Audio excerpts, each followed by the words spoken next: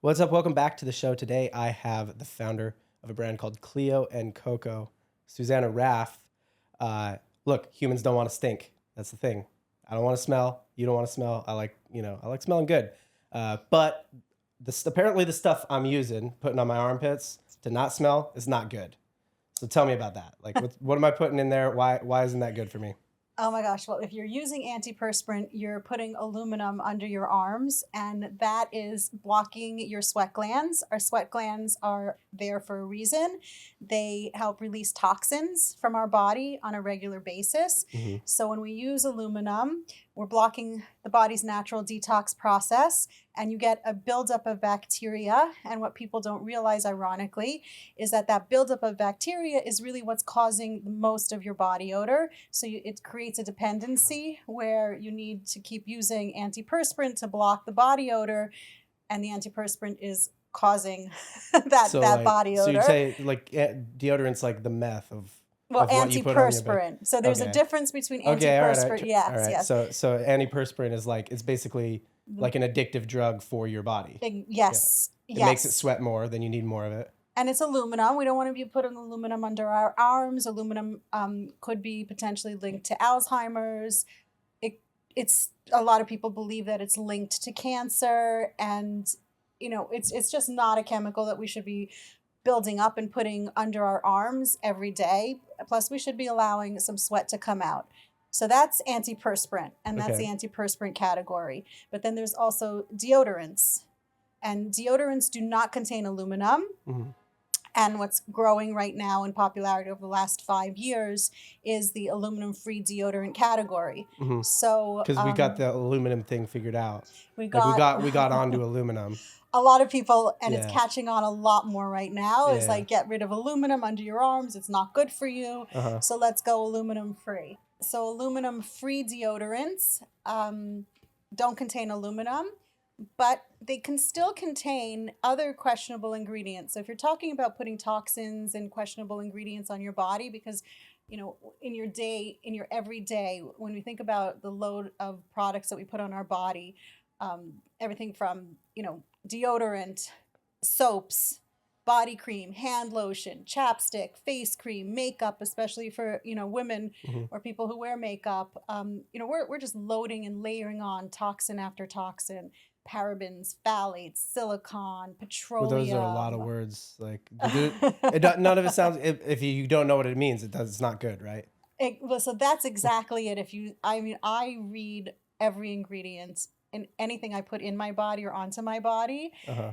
and my kids, and who some of them are still little, they're always reading ingredients on everything that they eat as well. It's just something. So when you start to look at the ingredients on and products that you're consuming, and there's ingredients that you don't recognize, it's probably because it's a synthetic chemical, meaning that it really has questionable ingredients and is probably not ideal for your body, not good for your body. Uh-huh.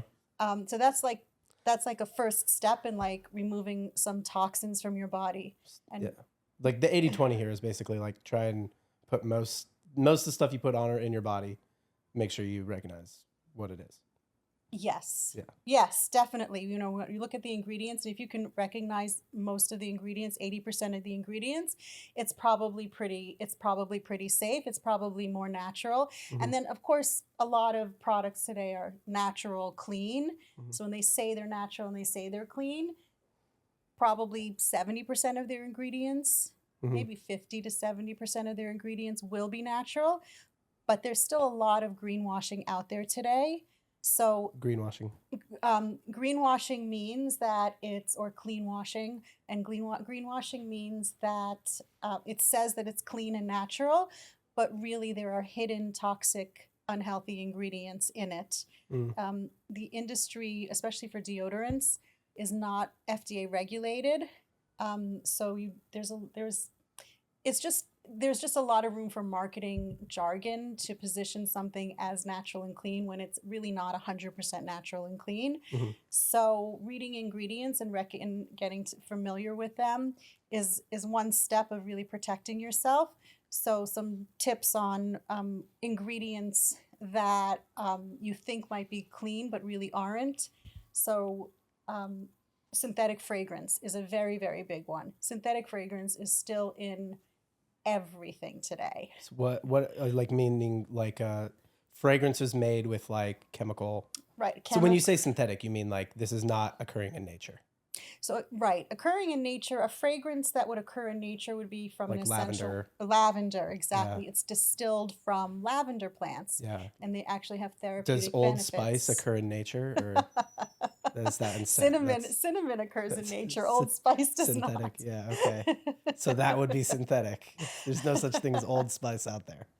um, I'm remembering the famous men's Yeah. spray. What's it called? Axe. Axe. Does axe occur in nature? AXE. It's a Axe. plant in the South Americas, right? It So Axe is just like synthetic fragrance overload, and I know like teens are obsessed with I it. mean, look, I was rocking a half a can of that stuff every day in middle school. So synthetic fragrance, listen, perfumes smell good. I happen to be a nose and a scent person, and I used to mix my own perfumes and always smell really good.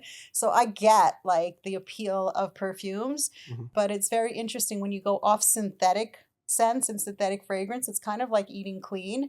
If you like do whole 30, right, yeah. or any of those, where Yeah. you're just eating whole foods and no processed foods, and you stop using all of those sugar substitutes, the minute you take a sip of something that has a sugar substitute in it, some kind of synthetic ingredient, your taste buds just like, ew, this is so disgusting. It's like Tastes chemical to you. You taste the chemical so much. So it's the same thing when you stop using synthetic fragrance. As soon as you're exposed to it, your body rejects it. You get a headache, you feel nauseous right away. So it's also kind of like we need to kind of detox ourselves. We become immune to it. Yeah. And then once we get cleaner and eat cleaner, or start using cleaner, more natural products in our body, less synthetics, you'll notice it and recognize it as well, which is probably a sign that it's not good for you.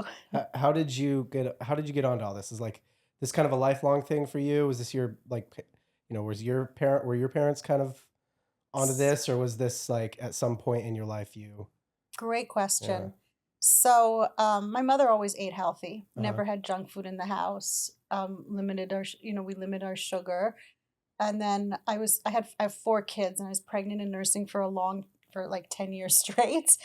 So I definitely had to. It really takes a toll on your body. So I started to look at what I was eating and figuring out ways to eat healthier and have more energy. And it was also the same time as like the whole clean eating came about. Also, my mother said to me, "Don't use aluminum while you're pregnant and nursing. It's terrible for you." So I stopped Why using. Specifically then? I guess when you're pregnant, you're really cautious about everything. That's true. I always think like when people say like don't do that while you're pregnant, I'm like, doesn't that kind of mean you like maybe shouldn't do it Definitely. ever? But like, but we like, care it's more. not good for the baby. Like, Right. That probably means it's just not good for you, really. It's exactly right. Yes. So that's like a good start, right? Okay, Right. now we care a little bit more about our bodies So and our health. you were trying to avoid aluminum when you're right. when you're pregnant. Exactly. So I was trying to avoid aluminum, and remember, I was a scent person. I always smelled good. I was trying to use natural deodorants, and the natural deodorants were not working for me. I did not smell good. Yeah. Not only that, their scents were just awful. As somebody who just really knows scents, they didn't smell very good. They didn't work. And I happened to have a master's in business, and I worked in strategy and marketing for many years. So right away, I just looked at this category and I said, well, I'm not the only person who really wants a cleaner deodorant and can't find something that works. Everybody's using stuff that just doesn't work because they're so desperate for an aluminum-free deodorant. They don't want to put aluminum on their arms or under their arms, and so they sweat it out instead. So I saw this tremendous need for an aluminum-free deodorant that really works. And I kind of I'm very entrepreneurial nature, come from an entrepreneurial family, so I just jumped in. And took a while to find, find the best chemists, the best manufacturers, and really perfect a formula. And creating, our deodorants, I wanted the formula to go really above and beyond aluminum free. So no synthetic fragrance. Mm, So we just use incredible, like, lavender, yeah. real essential oils. Our products smell amazing. Hmm. As soon as you open it and smell it, you just, everybody's first reaction. Maybe we can. Yeah. I Yeah. brought you once. People You can open smell it it through their screens. right? Yeah. At least they can Or witness your their yeah. reaction, because when you open it and smell it, your whole face people's, it's the greatest thing. Yeah. Their face lights up. It's just like, oh wow, that smells so good, because it's a pure essential oil, which is meant to be mood boosting. It's like Right. smelling a natural flower. Yeah. So they smell incredible. There's no risk of synthetic fragrance, which is a known hormone disruptor. It causes migraines. It's a toxin. Hmm. We also never use petroleum. We never use silicones. We're just really a higher level of clean. We use charcoal and magnesium to eliminate odor from under your arms, so we're not putting Okay. perfume to mask it. Charcoal eliminates odor. Like Charcoal, the stuff you grill with, like you could grill with it and put it under. Same yes, stuff. yes, Okay. yes. Charcoal is an amazing, amazing ingredient. That's actually like kind of the origin of our name, Cleo and Coco, is just Cleopatra used charcoal. She was known for her beauty routine. Mm. So there's like the Cleo for Cleopatra. But so charcoal is amazing to purify everything. If people go hiking and they take charcoal with them to purify the water that you might find in a stream, charcoal is used still today in hospitals. If somebody has food poisoning, give them charcoal, and it pulls bacteria out of everything. We have a little bit of charcoal. Charcoal is like a great ingredient in skincare, Hmm. because it'll purify your skin and pull bacteria out. So a lot of charcoal is going to be like mud, but the right amount of charcoal just does an incredible job of pulling bacteria out Okay. and eliminating odor. And charcoal can absorb like 1,000 times its weight in water. So it's just an amazing. I did not know charcoal was like a sleeper ingredient. It's like it does it all. It does it all. It's It's like fantastic. aloe vera. Like I would break my leg as a Oh, kid. My mom would be like, "Just put some aloe vera on it. It'll be all right tomorrow." oh my God! Like Like that broken femur is gonna be just fine. Just throw some aloe vera on it. Yeah. that's my two favorite ingredients, right? Aloe Yeah. vera, and charcoal. Yes, definitely. Yes. Yeah. So charcoal is amazing, and you just need. I always have charcoal in my house. My kids get like when they were, especially when they were little, and they would like get a stomach bug. Give them a tiny little bit of charcoal in water. There's like big charcoal drinks out there for that. Like the day after, like Yeah. a drinking session, Yeah. drink some Like a hangover charcoal. cure. Exactly. Everybody's sleeping on charcoal. Now y'all know. Okay, so you developed the product, took a long time. Charcoal and other natural ingredients. You said it eliminates, so, and you were we were talking about this off camera, and this was a question I had because you said like most deodorants or antiperspirants that use synthetic material ingredients, sorry, they are basically just masking the problem. So if you're using aluminum, you're just blocking the sweat glands, and that's just making it so you don't smell, but it's not taking care of the problem of sweating. It's actually make you sweat more. Exactly. And you're saying like what your product does actually over time, like Mm-hmm. treats it. Like, do people end up like using your product for a while and then just stop using deodorant altogether? Absolutely. So once you like detox your body, and that's some of our products are designed for that, because I have a prebiotic spray. Yeah.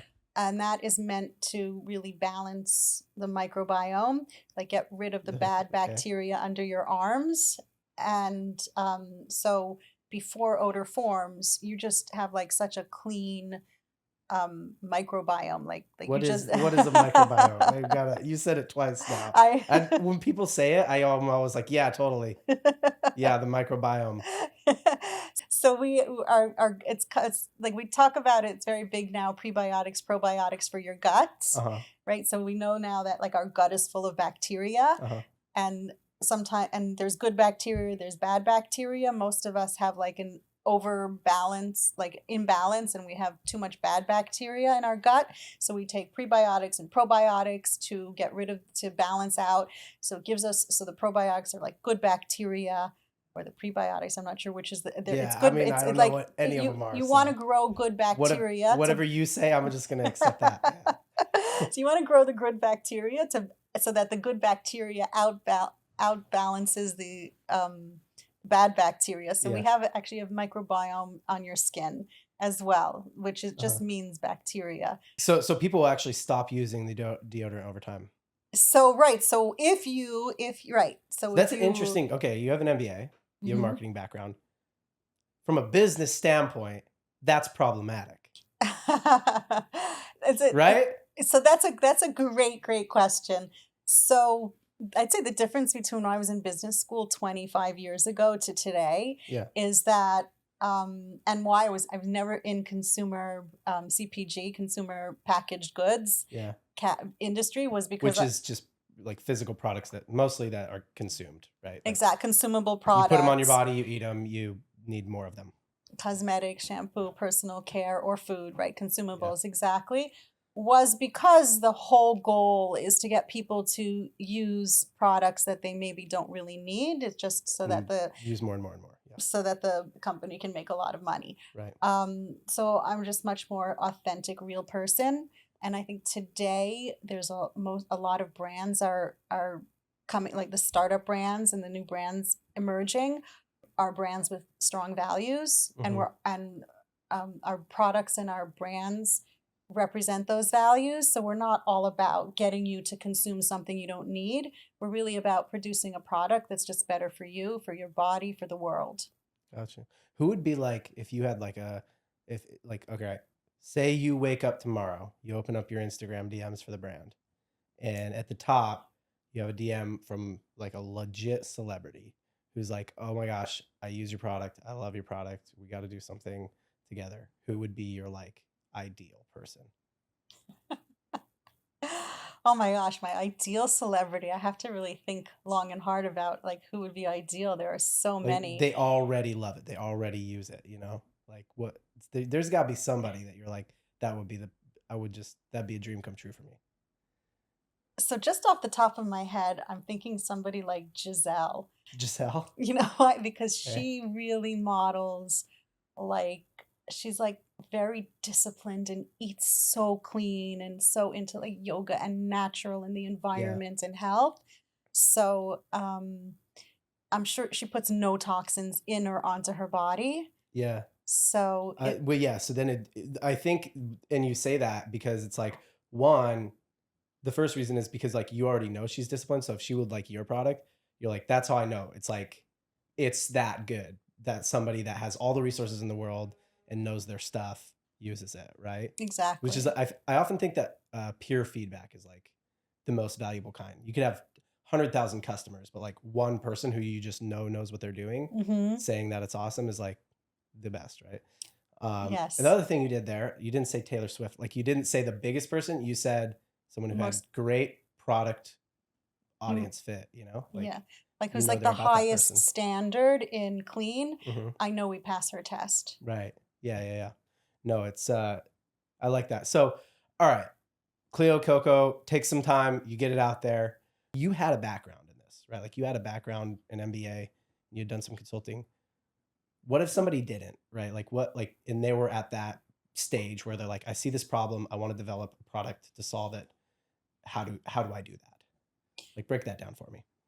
Oh, so today, it's so different than again when I was in business school so Well, many years ago. when you're doing it, you know, that's a W- little bit more recently, right? Yeah, I mean, I launched 4 or 5 years ago. Right. So I'm saying compared to 20 years ago, today, that was one of the reasons why I made the decision to jump in and become a brand founder and create a brand is because we happen to live in a time where you can, Hmm. really so many people Yeah. you just we have You don't everything. have to go to China or you don't have to go to wherever it's going to get developed, right? Yeah. You don't have to just happen to have a network in manufacturing or Hmm. know people. Like you can find everything's at your fingertips. You Hmm. can listen to podcasts to educate yourself. You can do Google search searches to find suppliers. Yeah. You can, there's just so much available, Yeah. just from sitting in your home and searching and networking. And then and then you can build your own website Yeah. like in a week or Just get two on and Shopify. It's get super on. easy. Yeah. It's Yeah. it's incredible, and then you can promote it through the social media channels that you're already using Yeah. and enjoying, and then you can connect with influencers to start to spread the word. So and that's the path, So, right? right. That's the path for a brand, and it's all at your fingertips and accessible. So I And think particularly I think a lot of it's out there, right? It's like, okay, find a supplier, get a product, and either, come up with terms whereby they're going to ship it, or buy some product yourself, ship it yourself, right? Start out just, shipping them out of your bedroom or something like that, right? Um, and then get a Shopify site up, start promoting on social media, or start seeding in it and gifting it to some like micro influencers, some people who have a small following on social media that you think might like it, right?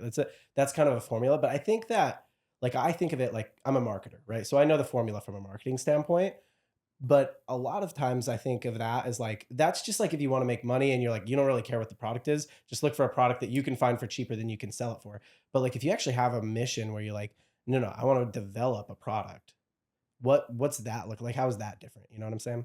so that's, I guess, depending on the product. I think a lot of people were maybe sewing bags or making things at Yeah. home and then selling it I eBay, guess Amazon, maybe be specific to CPG to then. Yeah. CPG. So the truth is, I was making my own deodorant in my kitchen, Oh, not when I launched Cleo and Coco, but the problem was so big that I couldn't find it on the market, that I was actually cooking my own deodorant, and I am not a I you was a got like a busy person. deodorant lab? Like it's I like my you so cooking deodorant over there? yes. Yeah. Yes, I was cooking deodorant for my own personal use, and I was giving it to some friends. My own personal use. It's a great statement.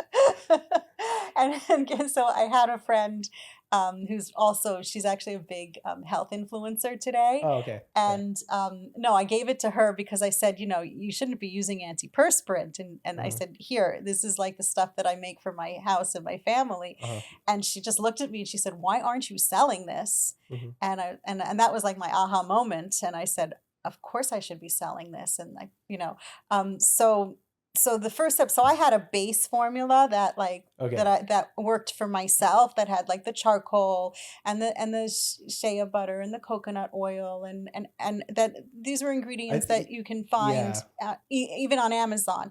But the big thing was my essential oils, because I was like a nose. I would mix the scents and make these incredible scents. Mm. So then I brought my core formula with the oils that I liked to, and I spend, and I still do. I still spend 12 months back and forth with manufacturers, and I'll test with a lot There's of, like specific kinds of manufacturers that formulate personal care products. yes, Yeah. yes. And for deodorants is probably one of the most complicated, difficult products to make, Yeah. because it's a hot pour. Mhm. So it's a lot of like, the temperatures have to be perfect, and the percentages of the ingredients have to be just very Yeah. precise. And because I really wanted to produce a top quality product, I drive the manufacturers crazy. Right. Because I mean, we'll have like 10 iterations until, or more, until it's absolutely perfect, Mhm. and then we go and and produce it.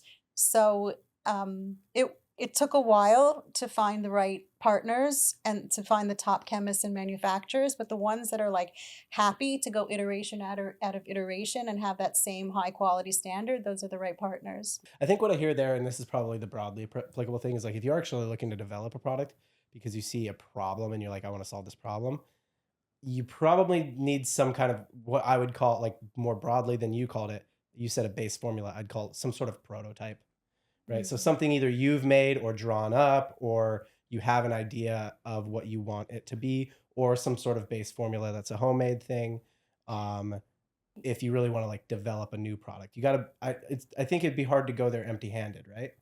Yes and no. I mean, that, again, today you can go to contract manufacturers and just tell them, I want, make me a body lotion, make me a lipstick, a deodorant, and they have formulas Hmm. ready. So you could take their base formula, and then if you're somebody like me, I'm not going to use their base formula. First of all, most of their base formulas, I mean, I'll go through their base formula, and 8 out of their 10 ingredients I knock off. I say, I Hmm. can't use any of these ingredients. Yeah. Find me substitutes and teach me chemistry. Tell me, and Yeah. then and we dive very deep, and I do a lot of research on every single ingredient that's used. So and again, a basic business principle, right? You need a key differentiator. Right. It's not just an aluminum-free deodorant with perfume.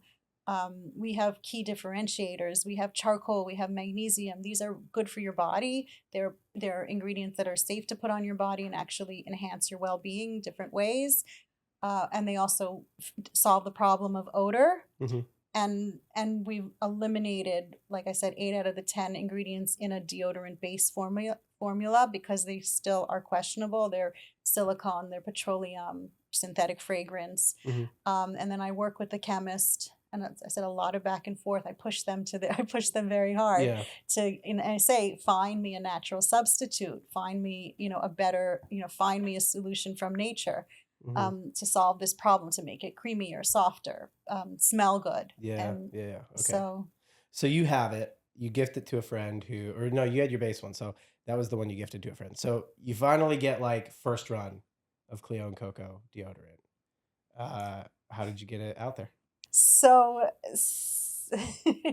so, you're supposed to have like your niche market, Uh-huh. but a product like deodorant, personal care, is very omni-channel. Yeah. And so I just hit the ground running everywhere, anywhere, any platform where deodorant could be sold, I I went to. So it's like you had it on Um, your website, you had it on Amazon. I had it on my website. I found somebody to partner with and put it on Amazon. What makes good business sense? We have social media, to just like to share, building Did you social just do media like organic stuff at platforms. first, or did you gift it to people? Did you run ads? Um, so all of the above. Okay. You have to, like, you dip your toe in to each area and see like what's working, what's not working.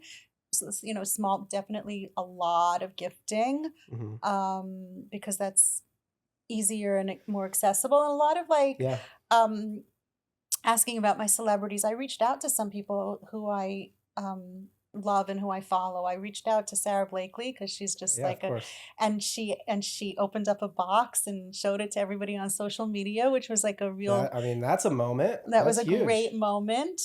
When I first launched, I actually, on LinkedIn, I found the head of the category for QVC, and I reached out to him, and he said, "Oh, apply here." And he sent me to the Big Find website. Hmm. I applied to, and this was pre-COVID. I applied to the Big Find, drove out to Pennsylvania.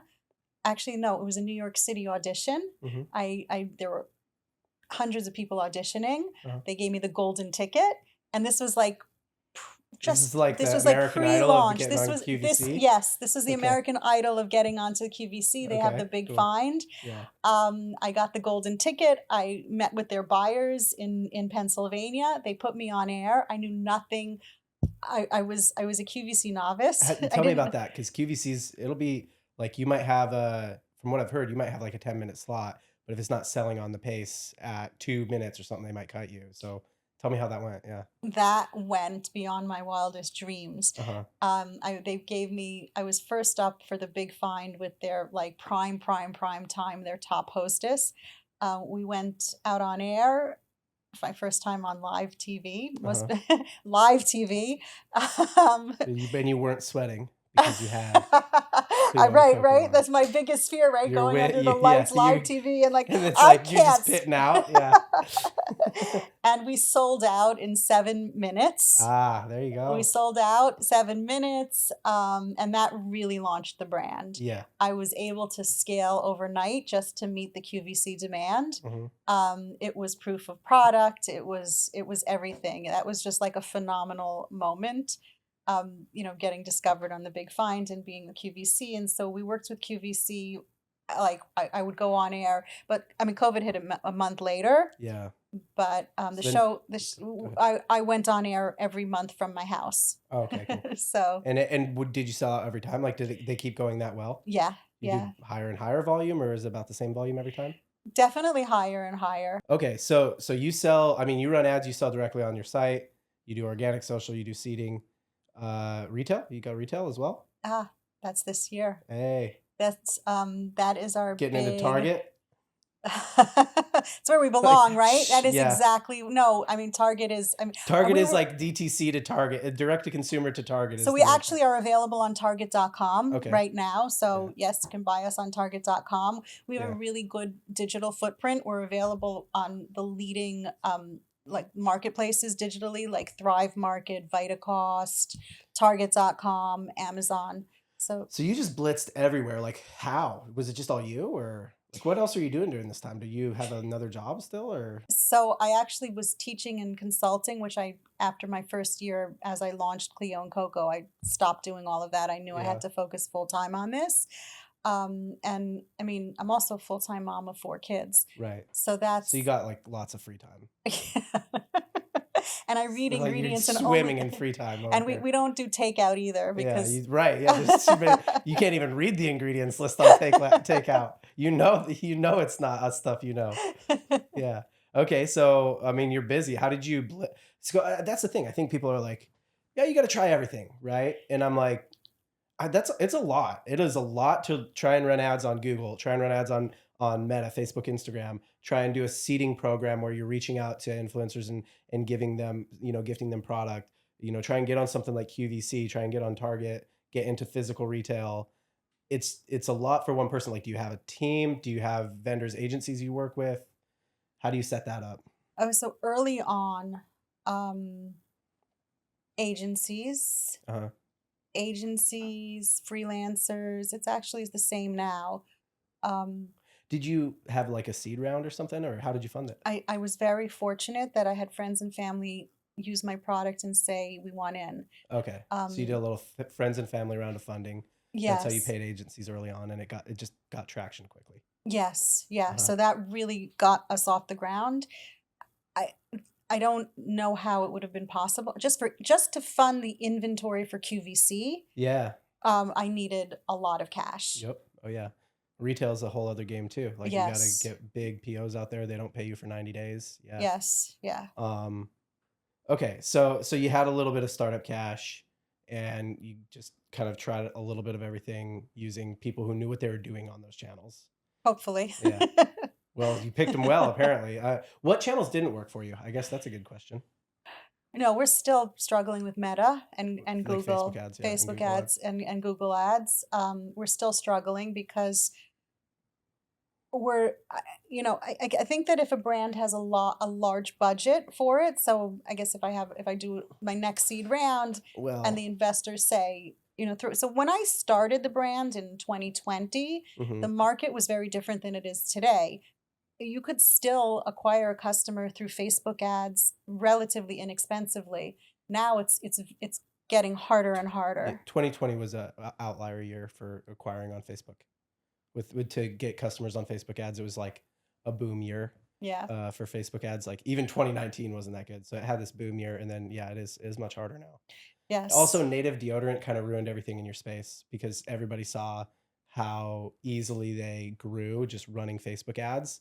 And so I think that a bunch of people launched direct to consumer deodorant brands, and they had I think an exit to Procter and Gamble. Procter and Gamble bought them, and so then a bunch of people just took that base formula, like you Mhm. said, slapped some new branding on it, and were like, Mhm. let me sell deodorant on it with Mhm. Facebook ads. So it does make it harder for y'all for sure.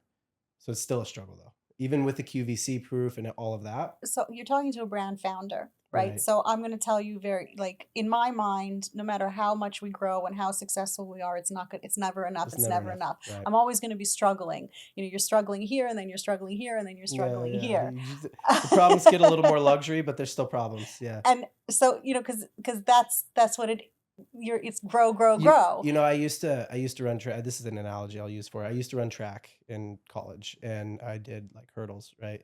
and we sit on the ground and do these like stretches. Like imagine just sitting on the ground as if you're going over a hurdle. It's very uncomfortable. And when I was a freshman, I'm doing them. I'm super I'm not flexible at all. And I'm talking to this like I'm a freshman in college, talking to this guy who's a senior, and I'm like, dude, how'd you get so good at these? Like, is it just no problem for you now? And he goes, it never gets less painful. You just get better at it. And that's basically what being a founder is. Like, it never gets less problematic. They just get the problems have more zeros behind them. Exactly. So exactly. It's Yeah. exactly it. So we're doing really, really well, but Yeah. again, we just You keep want it to setting be a better. higher. Yeah.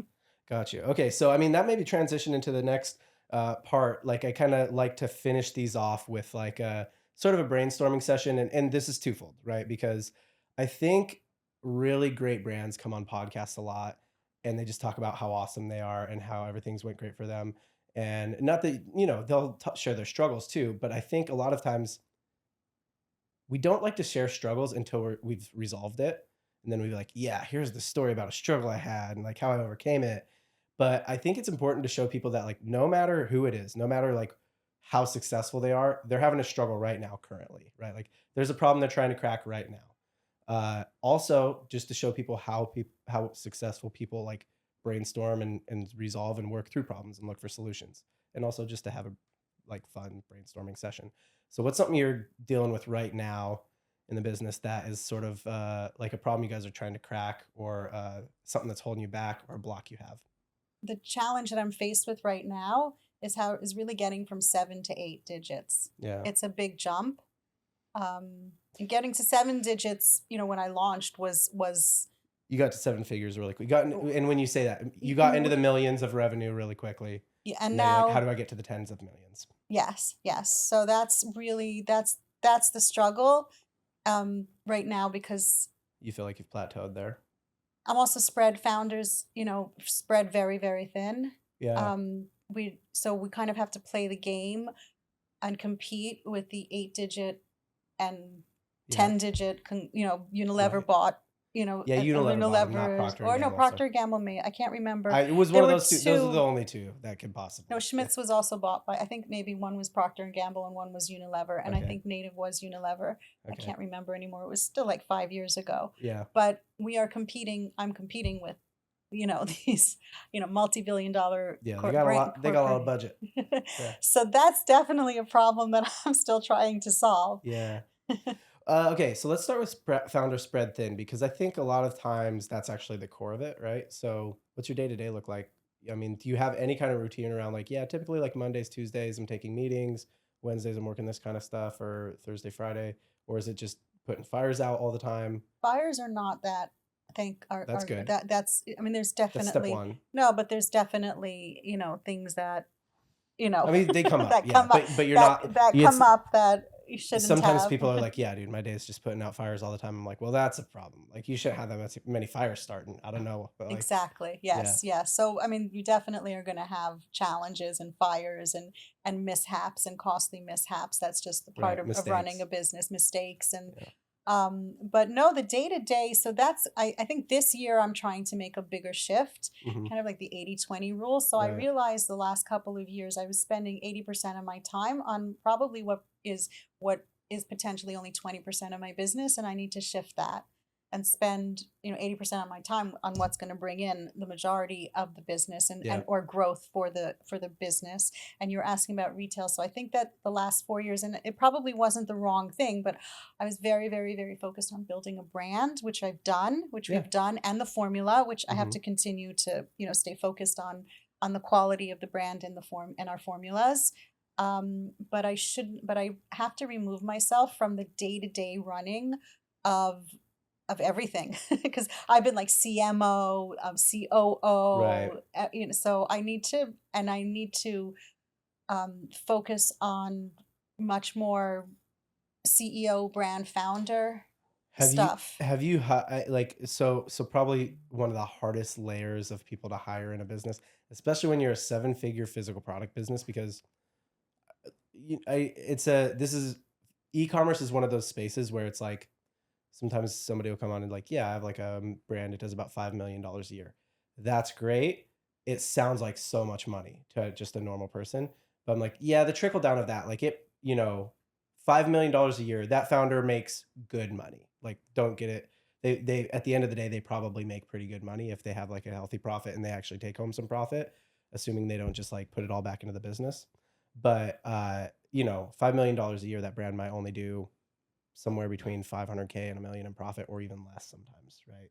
So it's not, and a lot of that needs to kind of just stay there in case, because we need big piles of cash to make big orders and stuff like that, right? Yes. So 5 million is actually like, it doesn't represent like a super rich like founder, you know what I mean?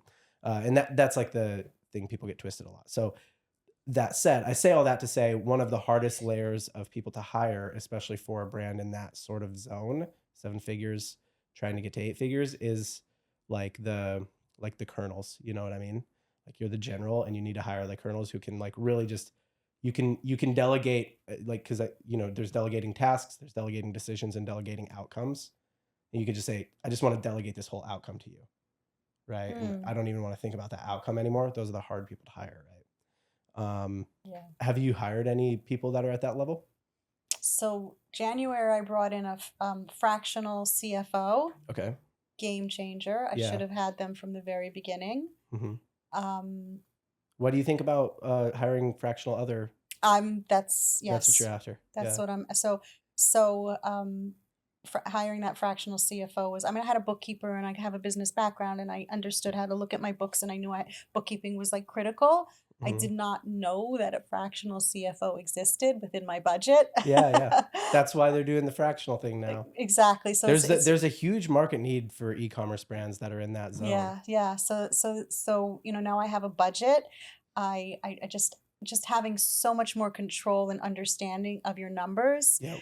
makes And it also not having to do it yourself because it's the time worst it's the consuming. worst thing ever. For me, I hate doing the books, but not everybody does, I guess. But yeah, okay. So more fractional like lieutenants or Yeah, colonels. the right ones. So yeah, I mean, I think I'm ready for a fractional COO. Okay. Um, Ops person. because because we're running out of inventory, and the last couple of years I never allowed that to happen, but I'm spread so thin Yeah. that if I don't answer an email in a month, I'm gonna be a month behind on inventory. So time for a fractional COO. Yeah. And then the fractional CMO is definitely trickier I feel like because those are the easiest ones, but that's all the people I know though. oh, then we Yeah. need to talk. Yeah, yeah, yeah. Because It's you know yeah. what, I've just been pitched agency Of after course. agency after Yeah. agency, and then You need an independent operator who is a fractional CMO, and then maybe you can have an agency, but that person needs to oversee them. That's how that would structure. right, I guess the fractional CMO who can build the right team, Yeah, the right combination of vendors and in-house because people. there's a lot of people you need. You need like the organic, you need the paid, you need the retail. Yeah.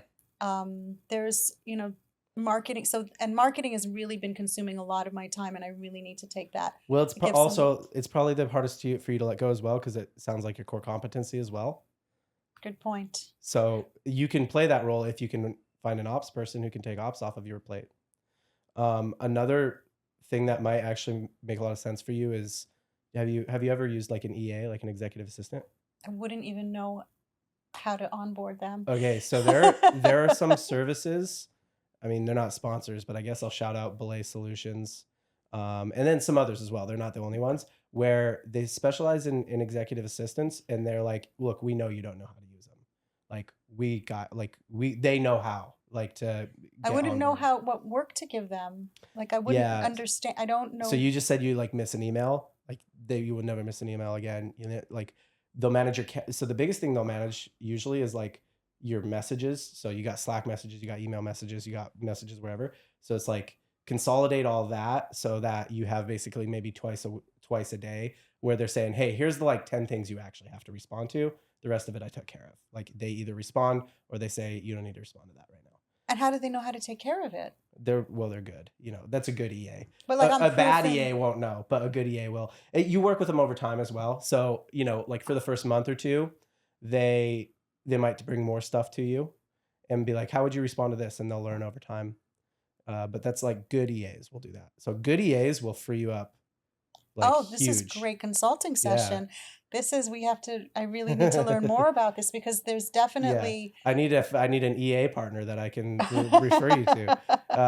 But yeah, no, good EAs they'll free you up big time. So, and then the other thing is calendar. They'll manage your calendar for you. So like if somebody needs time on your calendar, you need to meet with vendors. Like it's like you don't need to be coordinating all that. Like let them coordinate all that. You just focus on what you need to do, and they'll make sure that you're like they're also good accountability partners. The best ones are. So they're like, what are you doing today? Like from like 10 to 2, like you should be working on this. You know what I mean? Or, hey, like you got your kids stuff tonight. Like you should not forget to do that. Uh, Oh my gosh. Like my you got daughter, soccer games. Yeah. my daughter called me at 8:30 the other night and she said, "Did you forget to pick me up?" Yeah. Yeah. Right. Yeah. Good EA. Send you 5 reminders. You got to leave right now.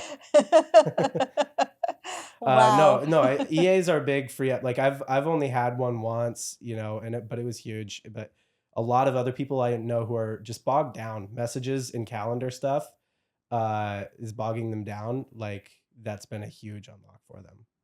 I've seen that time and time again. So I mean, just a few hires away, I think for you of like, what do you think is the most leveraged use of your time? You know what I mean? Like what's the most high leverage thing for you to be focusing on? Growth. Yeah. It's growth. We have to, It is marketing. I don't know if you need a fractional CMO. because that's what I should be focused on. Well, But get a COO and an EA, see where you're at. yeah, so I actually brought on also fractional head of sales, Oh, that's great. and Yeah, to do but retail. to do retail, Yeah, and get retail off. no, well, but it's again the founder, and there's so much still that I bring, meeting with the retailers myself, talking, but the EA for the follow up, and because there's, Yeah, we're talking follow-up's the now. worst in sales. Like And there's so many different onboarding and details and keeping track Mhm. of all of the different retailers and distributors who we're starting to talk to. Yeah, I will say as you get into retail more, you will need someone focused solely on uh maybe sales, but definitely retail ops. Because like for example, Walmart, if you don't put the freaking barcode 2 inches from the side and one Right, inch up, yeah. they won't pay you. Yes. So We it's, have, yeah, like like retail ops, like making sure everything gets shipped exactly how they so say. the Somebody reads that 50-page document Target sends you and like actually does all the stuff in it. That's like another person that's probably a down the road hire for you. so the fractional COO. COO might be able to cover that, but if they can't, they should be able to Bring help in. find somebody. Yeah. Okay. Yeah. In the retail. So I do have an operations assistant. Yeah, that helps probably, right? Yeah, and that's what definitely, like, I've coached her and trained her on, because we, dealing with Amazon shipments, and Hmm. our Target shipments are pretty straightforward. QVC shipments are very difficult. Yeah. So really, getting the details and making sure that those details of the shipments are communicated to the warehouse. So that's something that I put in place early on. Yeah. Yeah, so this is the thing is that at your level, But it's like you got to find people who are good, but like you still are on this sort of budget. It's yes, like you need to have wine taste, but your budget's still not quite a wine budget. So it's exactly, you got to get exactly. fractional is great. I'm glad a lot of that fractional services have been coming out more Game lately. changer. Yeah. Hey, all right. So I guess last question here to wrap this up.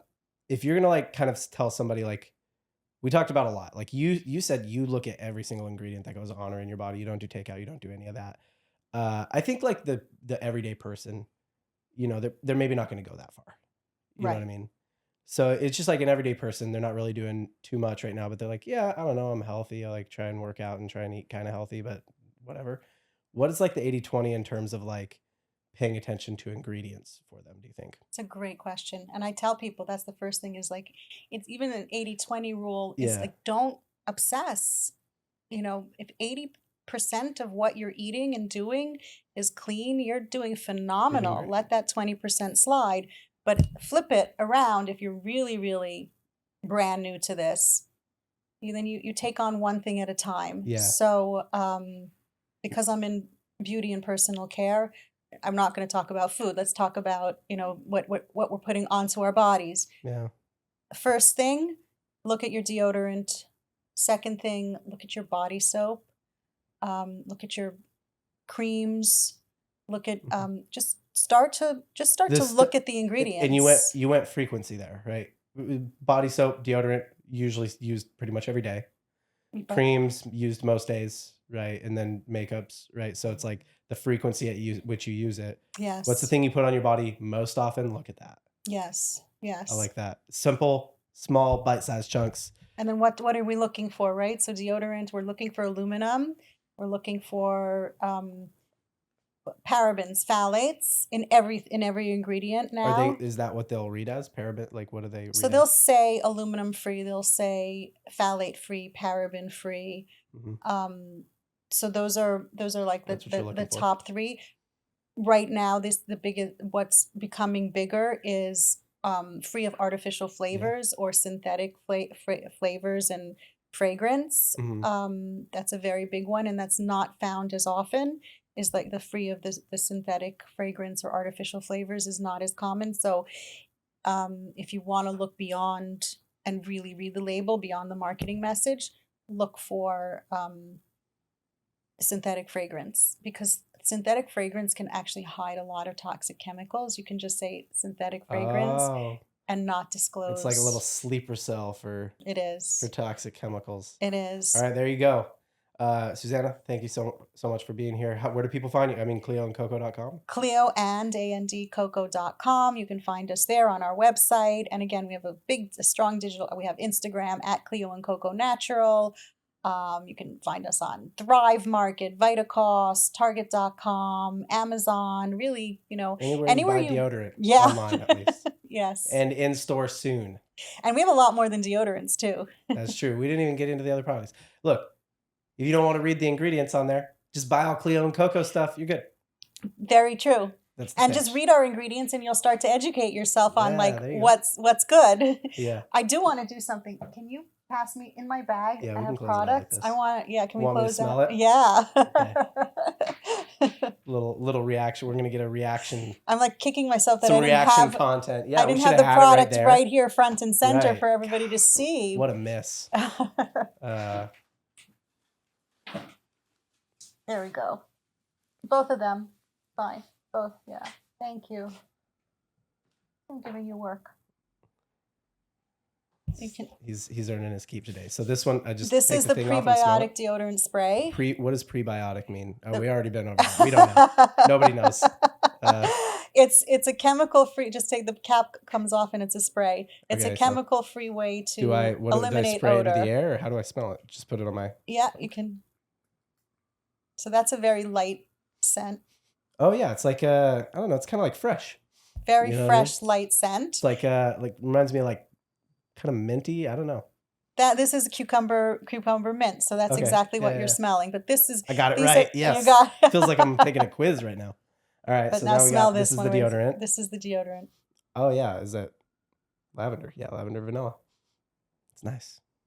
It feels like I'm outside in the springtime.